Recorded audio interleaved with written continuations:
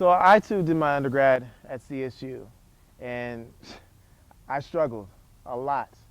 You know, it was a new context for me, trying to find new relationships, trying to get the thing called college just right.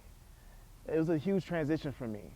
And so with my struggles as a freshman, first semester freshman, I wish that I had some resources or some people that could offer me some tips to really help me out in my transition.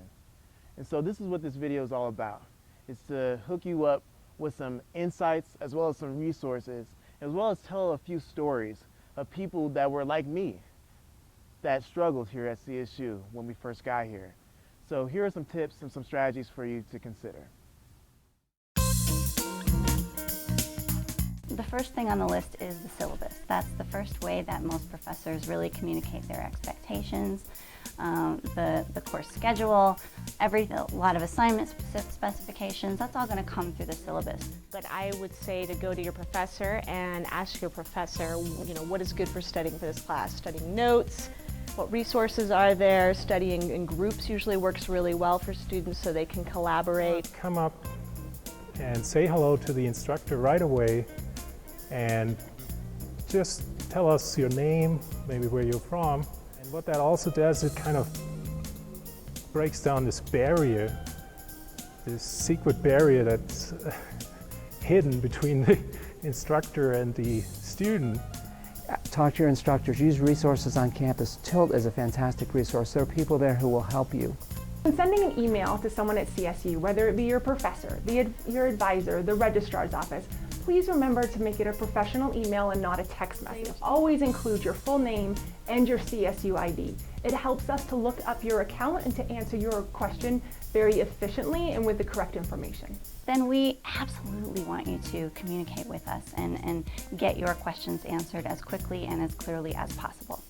Different professors are going to have different preferences. Some may prefer email communication, some may prefer putting information up on RAMCT. Some really want you to walk into their office hours and just get that personal contact.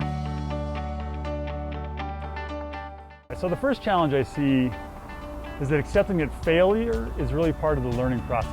But I'm not that student. I'm an A student. I knew that. I came in with a really high high school GPA, and I really had to take a step back and say, you know what, I need to figure this out. I know the students that come in here are, struggling with money and life as it is already, and I can relate with them on that experience because I was there. So I think that the biggest challenge for incoming students is that the college is different than high school. It's challenging, and the material is more challenging. Things are a little different than in high school, you notice that. And then comes midterm one, and let's say you're maybe one of those who were always good at math in high school, you got your A, but then suddenly your midterm one comes in and you got a C. This is not the end of the story, okay? What you need to do now is you need to go and see your instructor, bring your exam, and then ask the instructor to go over the exam with you. Definitely remember that when you are coming from high school to college, you are now in charge of your time. And time management is a cognitive skill that your professors already expect you to have. I also would encourage students to not wait until after exams to get help, or wait till the end of the semester to get help. If you find you don't understand something, if you find you're struggling, if you find you need help, go and get help. And I will ask students questions in physics that I expect them not to be able to answer. I'm going to expect them to be just beyond students' grasp. Don't underestimate the importance of personal contact. Taking time out, even if it's just 10 minutes in the office hours, can really clear up a lot of questions that you might have. And we love it when people come and see us in our office. So. It's going to be challenging. You're going to hit stuff that you don't know how to do. What do you do about it? What you do about it is you ask for help. And I think this is something that I see students do too little. They don't talk to their instructors, they don't talk to their friends, they don't communicate enough. So it's going to be a challenge. Realize that when you hit the challenging thing, ask. Now, when you're working on a problem you've never done before, you know you're going to fail a few times, but finally you're going to succeed. And when you finally get that point that you succeed and you get the right answer, the ultimate goal is to be humble enough to accept that you failed, ask yourself why you failed, and learn from that entire process. I was there, I experienced it, I lived it. It was hard as heck, and I hope that they'll have an open enough ear, these students, to take in what you had to learn the hard way, and their journey or path may be a little easier. So that's my advice. Even if something goes wrong in the first 4 weeks, come and talk to someone. Talk to the instructor. If nothing goes, send me an email and we'll work on that. Any student who is willing to come talk with me and willing to put in the time will succeed. We will get them through. But they have to be willing to accept that it's a challenge, that it's difficult. They're willing to keep working, and they're willing to ask for help. And if they're willing to keep working and they're willing to ask for help, they will get through.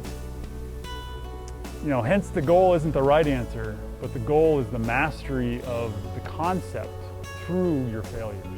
What I would suggest to students is take the time to utilize your resources. I wish I would have asked for help. I didn't ask for help too often enough. I think as a first-generation student, you go in there, everything is foreign to you. You want to do it by yourself and be independent. Don't be afraid to ask for help. Please use your resources here at CSU. Be meeting with your professors, be going to workshops and free tutoring, be meeting with your advisors. We absolutely want to support you. And I know that they're here though.